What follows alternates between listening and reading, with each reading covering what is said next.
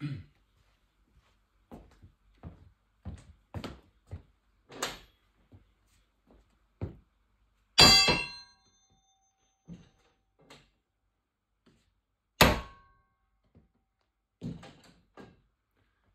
er forskellen på en traditionel knopstang og en ergonomisk, rigtig god og effektiv knopstang fra Kjær Construction.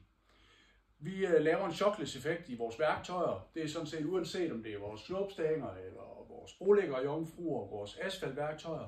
Vi gør det sågar i nogle af vores dækseløgner. Det vi gør, det er at rekyler vibrationer, som vi ser her. Det fjerner vi med en special grid, som vi kommer ind i værktøjet. Når så man arbejder med værktøjet, så arbejder specialgriden med, og det vil sige, når den får chok, så absorberer den vibrationer, den absorberer rekylet.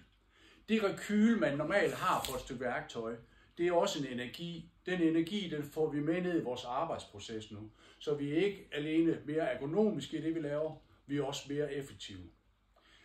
Hvis det er noget, du kan have mere interesse i at høre eller se lidt mere om, gå ind på vores hjemmeside, giv os et ring, giv os et skriv, så vil vi frygtelig gerne komme ud og præsentere noget af værktøjet for jer.